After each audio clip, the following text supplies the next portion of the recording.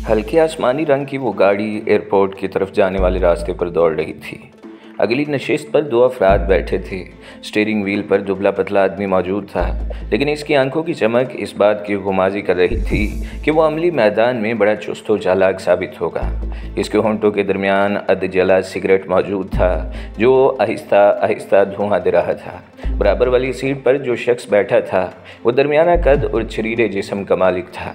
इसने एक मुकामी एयर कंपनी की यूनिफॉर्म पहन रखी थी और इसके साथ ही इसी कंपनी का एयर बैग मौजूद था। बज़ाहिर वो जहाज़ रां कंपनी का क्रेव ही दिखाई दे रहा था। शक्लो सूरत से वो क्रिश्चियन मालूम होता था। दोनों की निगाहें सामने सड़क पर मरकूज थीं। रफ्तार बताने वाली सुई 30 और 40 के हिंसे के दरमियान मुतहर्रिक थी। दोनों ही अपनी अपनी सोच में डूबे नजर आ रहे थे। फिर गुफ्तगू की पहल शरीरे बदन वाले ने की। शहराज, मेरा ख्याल है कि अब हमें यह सिलसिला बंद कर देना चाहिए। खैरियत, ड्राइविंग सीट पर बैठे हुए शख्स ने होंठों के दरमियान से सिगरेट निकालकर सड़क की जानिब उछालते हुए कहा, यह अचानक तुम्हें बैठे बिठाए सिलसिला ख़त्म करने का ख्याल कैसे आ गया? बुरा वक़्त आते देर नहीं लगती माय डियर। शरीरे बदन वाले ने, जिसका नाम रॉड्रिक था, सपाट आवाज़ में कहा। यूँ भी अब हम दोनों ने खासी कमाई कर ली है, ज़्यादा लालच भी ठीक नहीं होता। दौलत जितनी कमाई जाए इसी एतबार से खर्च भी होती है। शहराज ने लापरवाही से जवाब दिया। ज़रूरतें कदम कदम पर मुंह फाड़े खड़ी रहती हैं और यही ज़रूरतें इंसान को गलत रास्ते पर डाल देती हैं। लेकिन गलत रास्ते पर चलने का अंजाम भी अच्छा नहीं होता। बड़ी जल्दी ख्याल आ गया तुम्हें? शहराज के लहजे में गहरा तंज था। क्या ख्याल है हमें इतनी आसानी से वो बॉस छोड़ देगा? मैं करूँगा बॉस से बात। तुम्हारा क्या ख्याल है, क्या उस्ताद रिजवी ही हमारा असल बॉस होगा? क्या मतलब? रॉड्रिक ने चौंक कर कहा। और कौन है हमारा बॉस? ये बात जो तुम मुझसे पूछ रहे हो, इसका जवाब शायद उस्ताद के फरिश्तों को भी नहीं होगा। मैं समझा नहीं। सिर्फ मोटी मोटी रकम वसूल कर लेना ये दानिशमंदी नहीं कहलाता मेरी जान। शहराज ने लापरवाही से जवाब दिया। अकल से भी सोचना पड़ता है। जो लोग सफ़ेद और काला धंधा करते हैं वो खुलकर कभी सामने नहीं आते। दूसरों को दौलत का लालच देकर ख़रीदते हैं और तमाम अहकामात फ़ोन पर या किसी और ज़रिए से अपने कारिंदे तक पहुंचाते हैं। खुद अपनी मिसाल ले लो। उस्ताद से तुम्हारी मुलाकात भी 2 फेरों के बाद ही हुई थी। हम जिस मंजिल के मुसाफिर हैं वहाँ हर काम अंडरग्राउंड चलता है। तो क्या अब इस धंधे से हमें कभी निजात नहीं मिलेगी? तुम्हें खौफ किस बात का है? पहले मैंने जो कुछ किया वो मजबूरी के तहत किया था। रॉड्रिक अपनी नशिस्त पर पहलू बदल कर बोला। तुम जानते हो कि मैं शादीशुदा हूँ और मेरे 2 बच्चे भी हैं। अगर कभी मुझ पर बुरा वक़्त आ गया तो मेरी वाइफ और बच्चों का क्या होगा? इसकी जिम्मेदारी उस्ताद ने ले ली है। पकड़े जाने की सूरत में एक माकूल रकम हर महीने तुम्हारे घर पहुंचती रहेगी, बशर्त यह कि तुम अपनी ज़ुबान बंद रखो। तुम ये बात इतने वसूख से किस तरह कह रहे हो? तजुर्बा इंसान को आहिस्ता आहिस्ता सब कुछ सिखा देता है। शहराज ने बदस्तूर लापरवाही से जवाब दिया। हवाई रास्ते पर तब्दील होने से पहले मैं खुश्की का सफ़र किया करता था। एक बार जेल की हवा भी खा चुका हूँ, लेकिन मैंने अपनी ज़ुबान बंद ही रखी थी। फिर उस्ताद ने भाग दौड़ करके ज़मानत कराई। 2 महीने तक अंदर की हवा खा चुका हूँ, वो भी एक अलग दुनिया है। एक बार हो आओगे तो जो डर और खौफ तुम्हारे अंदर छुपा बैठा है जाता रहेगा। फिर तुम्हें किसी बात की फ़िक्र नहीं होगी। मैं अपना अलग कारोबार करना चाहता हूँ, रॉड्रिक ने मध्यम आवाज़ में कहा। काले धंधे का? नहीं, मैं अब इज़्ज़त की रोटी कमाना चाहता हूँ। हराम का माल अब मुझे अच्छा नहीं लगता। ये बात किसी और के सामने ज़ुबान से मत निकालना। शहराज ने गहरी संजीदगी से कहा। जिस दिन उस्ताद को और इससे ऊपर वालों को तुम्हारे इरादे का इल्म होगा, वो दिन तुम्हारी खैर व आफियत का आखिरी दिन भी साबित हो सकता है। रॉड्रिक ने कोई जवाब न दिया। अपनी नशिस्त पर कुछ मुसाकर रह गया। गाड़ी इसी रफ्तार से अपना सफ़र तय कर रही थी कि अचानक कस्टम के एंटी स्मगलिंग स्क्वाड की बरक रफ्तार गाड़ियों ने उकाबी अंदाज में नमदार होकर उसका रास्ता रोक लिया। शहराज ने बड़ी इत्मीनान से गाड़ी सड़क के किनारे करके रोक ली। इसके चेहरे से किसी घबराहट या परेशानी का इजहार नहीं हुआ था। अब क्या होगा? रॉड्रिक ने बौखलाए हुए लहजे में कहा। पैकेट मेरे सफरी बैग में मौजूद है। अपनी आवाज़ दुरुस्त रखो, शहराजी ने तेज़ी से कहा। मेरी मुलाजमत? शट अप, शहराज ने करख्त और शफाक लहजा इख्तियार किया। तुम्हारे पास जो पैकेट है इसमें सैंडविच के अलावा कुछ और नहीं है। घबराने की हमाकत मत करना वरना मारे जाओगे। कस्टम के अमले ने पहले इन दोनों की जामे तलाशी ली, फिर गाड़ी के एक कोने और कुल पुर्जों को खंगाल डाला। ख़ास तौर पर इस एयर टाइट पैकेट को देखकर इनकी निगाहों में उम्मीद की किरण उभरी थी। इसमें क्या है? एक मुसल्ले सिपाही ने सवाल किया। सैंडविच, रॉड्रिक ने बमुश्किल संजीदगी से जवाब दिया। फिर इस पैकेट के अंदर से चिकन सैंडविच ही बरामद हुए थे। कस्टम के अमले ने सैंडविच के टुकड़े भी कर डाले पर कुछ हासिल न हुआ।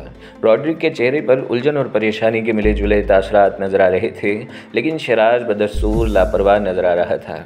तलाशी मुकम्मल होने के बाद इसने कस्टम ऑफिसर से पूछा, खैरियत तो है जनाब? क्या आपको हमारे ऊपर किसी किस्म का शक है? नहीं, कस्टम ऑफिसर ने बात बनाने की कोशिश की। जनरल चेकिंग के पेश नज़र हम आपको भी ज़हमत दे रहे थे। कोई बात नहीं, शराज बोला। हुकूमत से ताउन करना तो हर मुअज़्ज़ज़ शहरी का फ़र्ज़ है। फिर गाड़ी दोबारा हरकत में आने के बाद ही रॉड्रिक ने सुकून का सांस लिया। आज तुमने पहली बार बुज़दिली का सबूत देने की हमाकत की थी, शराज ने सर्द लहजे में कहा। दोबारा ऐसी हमाकत कभी न करना। लेकिन वो पैकेट, रॉड्रिक बोला। उस्ताद ने तो इसके बारे में कुछ और बताया था। वो भी दुरुस्त था, शराज ने संजीदगी से जवाब दिया, लेकिन बाद में प्रोग्राम तब्दील कर दिया गया। कोई ख़ास वजह? हाँ, उस्ताद की इतला के मुताबिक किसी दुश्मन ने हमारा रास्ता काटने की कोशिश की थी, जिसकी बरवक्त इतला मिल गई और इसी इतला के पेश नज़र पैकेट तब्दील कर दिया गया। अब क्या प्रोग्राम है? तुम हस्बे दस्तूर अपनी ड्यूटी अंजाम दोगे? क्या तुम्हें पेशगी इस काम की उजरत नहीं मिली? लेकिन वो पैकेट का ख्याल जहन से निकाल दो। इसके बारे में गौर करना उस्ताद का काम है, लेकिन एक बात गौर से सुन लो। अगर तुमने दोबारा कभी पकड़े जाने के बाद किसी हमाकत का सबूत दिया तो हो सकता है तुम्हारे हक़ में मेरी दोस्ती दुश्मनी में बदल जाए। मुझे इस तब्दीली पर कोई अफसोस नहीं होगा। शहराज का लहजा सर्द और शफाक था। रॉड्रिक ने कोई जवाब नहीं दिया, बस होंठ चबा लिए थे। मोनिका ने इसे अपने कमरे में दाखिल होते देखा तो इसने ज़ेरे मुतालिया फ़ाइल उठाकर एक तरफ रख दी और रहमत अली को ऐसी निगाहों से घूरने लगी जैसे वो इसके लिए कोई अजनबी शख्स रहा हो। क्यों? रहमत अली ने मुस्कुराकर पूछा। ऐसी ख़तरनाक नज़रों से क्यों घूर रही हो? सोच रही हूँ कि आज ये 14वीं का चाँद भूल कर मेरे ऑफिस में किस तरह तुलू हो रहा है, मोनिका शोखी से बोली। कहीं मैं ख्वाब तो नहीं देख रही? मुझे तुमसे कुछ ज़रूरी बातें करनी है, रहमत अली ने कुर्सी पर बैठते हुए कहा। क्या पियोगे, चाय ठंडा या? तुम्हारी मौजूदगी में या की गुंजाइश बाकी नहीं रह जाती। रहमत अली का लहजा मानी खेज था। सोच लो, अगर मैडम को तुम्हारे जवाब का इल्म हो गया तो क्या होगा? क्या होगा? मेरा ख्याल है कि आज तुम कुछ ज़्यादा ही फुर्सत में हो, मोनिका ने मुस्कुरा कर जवाब दिया। हाँ, रहमत अली ने घड़ी पर नज़र डालते हुए कहा। आज मुझे सरदार खान की याद बड़ी शिद्दत से आ रही है। दुश्मनों को याद करने से क्या हासिल, मोनिका ने सर्द आह भर कर कहा। कभी दोस्तों को भी याद कर लिया करो। इसने कहा था कि मोनिका से बचकर रहना, इसलिए कि तुम्हारे कांटे का कोई मंत्र नहीं है। ओ मैडम ने मेरे सिलसिले में तुमसे क्या कहा है? कुछ भी नहीं। इसके बावजूद तुम्हें मुझसे मिलने की फुर्सत नहीं मिलती। गलत ख्याल है तुम्हारा, रहमत अली ने जवाब दिया। तुमसे तो मैं रोज़ ही मिलता हूँ, सिर्फ दफ्तरी मामलात की हद तक, मोनिका ने शिकायत की। एक बात कहूँ? इजाज़त है, मोनिका ने बड़ी फराग दिली से कहा। तुम्हारे जैसी आज़ाद ख्याल लड़की के अंदर हसद और जलन का मादा नहीं होना चाहिए। क्या तुम इस वक्त यही कहने की गर्ज से आए हो? मोनिका ने संजीदगी से कहा। नहीं, इस वक्त मैं तुम्हारी तरफ से बगैर दावत के एक कप गरम गरम चाय पीने आया हूँ। फिर चाय के दौरान भी इसके दरमियान इसी किस्म की गुफ्तगू चलती रही। गौरी के बारे में कोई ख़ास रिपोर्ट? अचानक रहमत अली ने संजीदगी से दरियाफ्त किया। नहीं, वैसे मेरा ख्याल है कि इसे अपनी असलियत बेनकाब होने का शुबा हो गया है। इस ख्याल की कोई वजह? एक वजह तो तुम्हारे सामने मौजूद है, मोनिका शोखी से बोली। पहले वो अक्सर किसी न किसी बहाने से मेरे कमरे में झांक लिया करता था, लेकिन जमशेद की मौत के बाद से वो मोहतात हो गया है। तुम्हारा क्या ख्याल है? क्या आस्तीन में सांप पालने को दानिशमंदी कहा जा सकता है? मैं समझी नहीं। मेरा इशारा गौरी ही की तरफ है, रहमत अली बोला। क्या हालात के पेश नज़र इसे बर्दाश्त किया जा सकता है? नहीं, लेकिन मैडम का मिजाज कुछ और ही है। इस बार मोनिका का लहजा मानी खेज था। मैं समझा नहीं, मैडम के मिजाज से तुम्हारी क्या मुराद है? वो ख़तरात से खेलने की आदी हैं, मोनिका ने जवाब दिया। हो सकता है कि मेरा अंदाज़ा दुरुस्त हो, लेकिन मुझे शुबा है कि वो सरदार ख़ान की असलियत से भी वाकिफ़ थी, लेकिन इसके बावजूद इसे बर्दाश्त कर रही थी। शायद इसलिए कि सरदार ख़ान बहुत काम का आदमी था। अगर इसने तुम्हारे साथ धोखा न किया होता तो शायद आज भी ज़िंदा रहता। क्या मतलब? रहमत अली चौंका। क्या सरदार खान की मौत में मैडम के किसी इरादे को भी दखल है? तुम मैडम के करीब ज़रूर हो गए हो, लेकिन अभी इसे समझने में तुम्हें खासी मुद्दत दरकार होगी। ये तुम कह रही हो? हाँ, मोनिका ने हसरत भरी नज़रों से रहमत अली को घूरते हुए कहा। न जाने तुम्हारे अंदर क्या ख़ास कशिश है कि तुम पर एतबार कर लेने को जी चाहता है, वरना सरदार खान ने मेरे बारे में तुमसे गलत नहीं कहा था कि मेरे कार्टिका को मंत्र नहीं है। तुम मैडम के बारे में कुछ कह रही थी। डर लगता है तुमसे? मोनिका अजीब अंदाज में मुस्कुराई। अगर तुमने कहीं मैडम के सामने इन बातों का इजहार कर दिया तो शायद वो मेरी अब तक की सारी खिदमत को फरामोश कर दें। तुम मुझ पर एतमाद कर सकती हो। रहमत अली ने संजीदगी से जवाब दिया, सच पूछो तो अब मैं भी इस ज़िंदगी से घबरा गया हूँ। मेरी एक बात मानोगे? क्या? जो कुछ तुमने मुझसे कहा है इसका इजहार मैडम के सामने कभी न करना, वरना शायद वो तुम्हारी खिदमत को भी अक्सर नज़रअंदाज कर दे। मोनिका ने खिला में घूरते हुए संजीदगी से कहा, कुछ लोग अपनी शख्सियत के अंदर बड़े पुरस्कार होते हैं। अपने मफाद के खातिर वो किसी को भी दाव पर लगा सकते हैं, ख्वाह वो इन्हें कितना ही क्यों ना अजीज़ हो। मैं तुम्हें अपना दोस्त समझता हूँ और दोस्तों के दरमियान कोई पर्दा नहीं होना चाहिए। तुमको शायद इल्म नहीं, लेकिन तुम्हारे आने से पहले वो सारे काम मैं अंजाम दिया करती थी जो अब तुम कर रहे हो। ख़तरनाक रास्तों पर चलने वाले मौत से नहीं घबराते, मैं भी नहीं घबराती थी। कानून के मुहाफिज शिकारी कुत्तों की तरह मेरे ताक़ुब में निकले रहते थे, लेकिन मैं किसी महाज पर कभी इनसे खौफज़दा नहीं हुई। कई बार तो मेरे गिर्द अपना हल्का तंग करने की कोशिश की, लेकिन मेरी किस्मत अच्छी थी जो मैं सामने से निकल गई। मगर तुम्हारे आने के बाद से मेरी ज़िंदगी जैसे जंग आलूद होकर रह गई है। मैडम आज भी आंख बंद करके मुझ पर एतबार करती है, लेकिन अब तुम इसके लिए ज़्यादा फ़ायदेमंद साबित हो रहे हो। मुझे इल्म है कि इन बातों का इजहार करके मैं किसी दानिशमंदी का सबूत नहीं दे रही हूँ।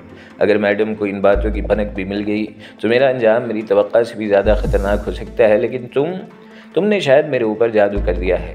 यकीन जानो तुम वो पहले मर्द हो जिसकी खातिर मैं हंसते हंसते मौत को भी लब्बैक कह सकती हूँ, वरना मैंने आज तक मर्दों को हमेशा उंगलियों पर नचाया है मगर तुम।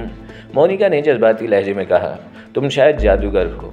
मैं तुम्हें यकीन दिलाता हूँ कि हम हमेशा अच्छे दोस्त रहेंगे।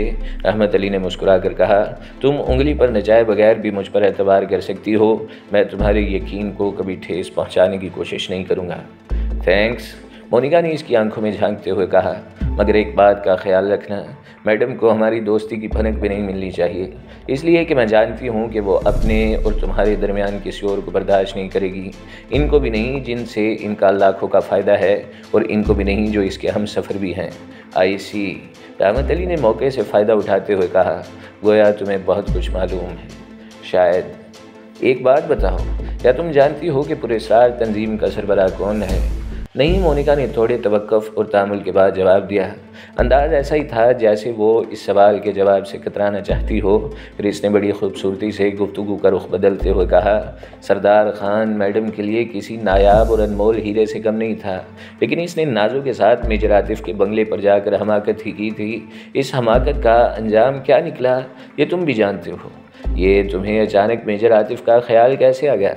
मैं इसकी बीवी शुमाइला से मिल चुकी हूँ। मेरी इसकी मुलाकात रेनबो क्लब में हुई थी। मोनिका ने संजीदगी से कहा, खासी दिलचस्प शख्सियत थी इसकी, लेकिन इसे भी ब्लैकमेलर्स ने ट्रैप कर लिया। और अब शायद तुम मुझे ये बताने की कोशिश करोगी कि मेजर आतिफ़ एक मुहिब वतन और नहायत दयानतदार फ़ौजी अफसर हैं जिसने अपनी चहेती बीवी को भी अपने फ़र्ज़ और वतन की मोहब्बत पर कुर्बान कर दिया। हाँ, ये गलत नहीं है, मोनिका ने तेज़ी से कहा। तुम शायद तसव्वुर भी न कर सकोगे कि वो अपनी मिसेस से किस कदर टूट कर मोहब्बत करता था, लेकिन शायद इसे फ़र्ज से ज़्यादा प्यार है, वरना वो अगर चाहता तो शुमाइला को बचा भी सकता था। शुमाइला को ट्रैप करने वाले कौन थे? वतन दुश्मन अनासिर जो दौलत की हवस की खातिर मुल्क की सलामती को भी फ़रोख्त करने से गुरेज नहीं करते। क्या तुम इनके नाम से वाकिफ़ हो? कई लोग मेरी निगाहों में हैं, इनमें से कोई भी हो सकता है। और अब शुमाइला का क्या बनेगा मैं यकीन से नहीं कह सकती, लेकिन इतना ज़रूर जानती हूँ कि मेजर आतिफ़ जैसा फ़र्ज़शनास ऑफिसर इसे बचाने की कोशिश नहीं करेगा। क्या हम भी वतन की खिदमत नहीं कर रहे? रहमत अली ने ज़हर खन से कहा। क्यों नहीं? मोनिका के लहजे में भी तंज था। मुल्क को खोखला करना भी बहरहाल किसी कारनामे से कम नहीं है। मोनिका, रहमत अली ने इस बार गहरी संजीदगी से कहा, क्या तुम किसी मुश्किल में मेरा साथ दे सकती हो? हुक्म देकर देख लो, तुम्हारी खातिर मैं अपनी जान पर भी खेल जाऊंगी। मोनिका का अंदाज जज्बाती हो गया। मैं ज़िंदगी से तंग आ चुका हूँ। क्या तुम वापसी का कोई रास्ता बता सकती हो? सिर्फ मौत, मोनिका होंठ चबाते हुए बोली। कुछ पा लेने की खातिर हमने जो कुछ खो दिया है वो अब वापस नहीं आ सकता। हम जिस राह के मुसाफिर हैं इसमें वापसी का कोई रास्ता नहीं होता, और जो वापसी की कोशिश करता है इसका अंजाम बड़ा अजियतनाक होता है। इसके बावजूद अगर मैं वापसी का इरादा कर लूँ तो मैं मौत की आखिरी सांस तक तुम्हारा साथ दूंगी। मोनिका बड़े यकीन से बोली। इसके लहजे में खुलूस शामिल था।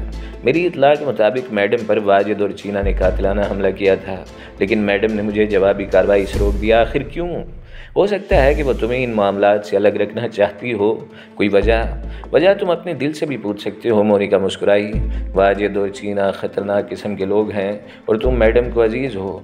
क्या अब भी किसी वजाहत की ज़रूरत बाकी रह जाती है? रहमत अली ने फ़ौरन ही कोई जवाब नहीं दिया। कुछ सोचने के बाद बोला, क्या तुम जानती हो कि शेरा और समदानी की मौत का प्लान किसने मुरतब किया था? मैडम ने। और इन दोनों को किसने मौत के जाल में फांसा था? मेरी एक बात मान लो, इतना गहराई में जाने की कोशिश मत करो। इसी में तुम्हारी बेहतरी है, इसलिए कि वो लोग तुम्हारे तसव्वुर से भी ज़्यादा ख़तरनाक हैं।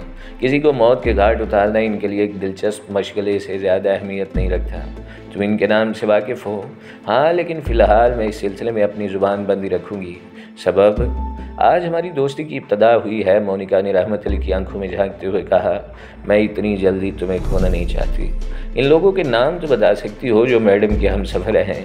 हाँ, बशर्त ये कि तुम वादा करो कि मुझसे मशवरा किए बगैर कोई कदम नहीं उठाओगे। मैं हर कीमत पर वापसी का इरादा कर चुका हूँ। रहमत अली ने होंठ चबाते हुए कहा, ख़्वाह इसकी कीमत मुझे ज़िंदगी की सूरत में ही क्यों न देनी पड़े, मैं तुम्हें इसकी इजाज़त नहीं दूँगी। मोनिका ने बड़ी अपनाइयत से कहा, तुमने मुझे दोस्त कहा है तो तुम्हें मेरे मशवरों पर भी संजीदगी से गौर करना पड़ेगा। जल्दबाजी में उठाया हुआ कदम हमारे लिए नुकसानदेह भी साबित हो सकता है। मैं तुम्हें ऐसे तरीके भी बता सकती हूँ जिससे सांप भी मर जाए और लाठी भी महफूज रहे। मुझ पर एतमाद करो, मैं तुम्हारे एतमाद को ठेस नहीं पहुँचाऊँगी। ठीक है, मैं तुम्हारे मशवरे पर अमल करने को तैयार हूँ। रहमत अली ने एक ही लंबी सांस में कहा, फिर कुर्सी की पुश्त से टेक लगाकर खिला में घूरने लगा। मोनिका इसे बड़ी अपनाइयत से देख रही थी, यूं जैसे इसे इसका गोरे मुराद हासिल हो गया हो। मैडम बल्लाश इस वक्त अस्पताल के VIP रूम में एक सोफ़े पर बैठी किसी मैगज़ीन का मुतालिया कर रही थी जब फ़ोन की घंटी बजी और इसने मैगज़ीन रखकर रिसीवर उठा लिया। आपके लिए कॉल है मैडम। रिसीवर पर ऑपरेटर की आवाज़ उभरी, लेकिन फ़ोन करने वाले ने अपना नाम नहीं बताया। ठीक है, मिला दो, मैडम ने लापरवाही से जवाब दिया। हेलो मैडम बल्लाश, कैसी हो तुम? एक भारी आवाज़ सुनाई दी। लहजा बता रहा था कि दूसरी जानिब से आवाज़ बनाकर गुफ्तगू की जा रही है। कौन हो तुम? मैडम ने तेज़ी से पूछा। इसकी पेशानी शिकन आलूद हो गई। तुम चाहो तो मुझे अपना एक देरीना दुश्मन भी समझ सकती हो, और दुश्मन होने के नाते मुझे तुम्हारे ज़िंदा बच जाने पर कोई खुशी नहीं हुई। Shut up. मैडम का लहजा करख्त था। शायद तुम्हारे जहन के पर्दे पर मेरा नाम नहीं उभरा, वरना तुम इस लहजे में गुफ्तगू करने की हमाकत कभी न करते। फ़ोन करने का मकसद? मैं तुम्हें एक अहम इत्तला देना चाहता हूँ, सपाट लहजे में कहा गया। तुम्हारे ऊपर जिन लोगों ने हमला किया था वो डॉक्टर नादिर के आदमी थे, इसलिए मेरा मशवरा है कि तुम पहली फुर्सत में डॉक्टर को अपने रास्ते से हटा दो, वरना वो तुम्हारे लिए ज़्यादा ख़तरनाक साबित होगा। आई सी, मैडम ने हकारत से कहा। तुम शायद मुझे खौफज़दा करने की कोशिश कर रहे हो। हमाकत की बात मत करो, इस बार खुश्क आवाज़ में कहा गया। डॉक्टर ने तुम्हारे साथ डबल गेम प्ले किया है। एक तरफ तुम्हारे ऊपर हमला करवाया और दूसरी जानिब तुम्हारी ज़िंदगी बचाकर कानून की नज़रों में अपने आप को बेगुनाह होने की जगह बनाई। हैरत है, मैडम ने सपाट लहजे में कहा। तुम मेरे दुश्मन हो और मुझे डॉक्टर से होशियार रहने का मशवरा भी दे रहे हो। हाँ, मेरे ज़िम्मे तुम्हारा एक बहुत पुराना कर्ज बाकी है। तुमने एक बार मुझे लाखों का नुकसान पहुंचाने की कोशिश की थी। बड़ी पुरानी बात है। तुम्हारी वजह से मुझे एक तवील मुद्दत तक गुमनामी की ज़िंदगी बसर करनी पड़ी है, लेकिन अब मैं दोबारा अपनी बिगड़ी हुई साख बनाने की कोशिश कर रहा हूँ। वो करम फरमा जो मेरी हिट लिस्ट पर हैं, इनमें तुम्हारा नाम भी है, लेकिन मैं तुम्हें कुछ अरसे ज़िंदा रहने का मौका भी देना चाहता हूँ।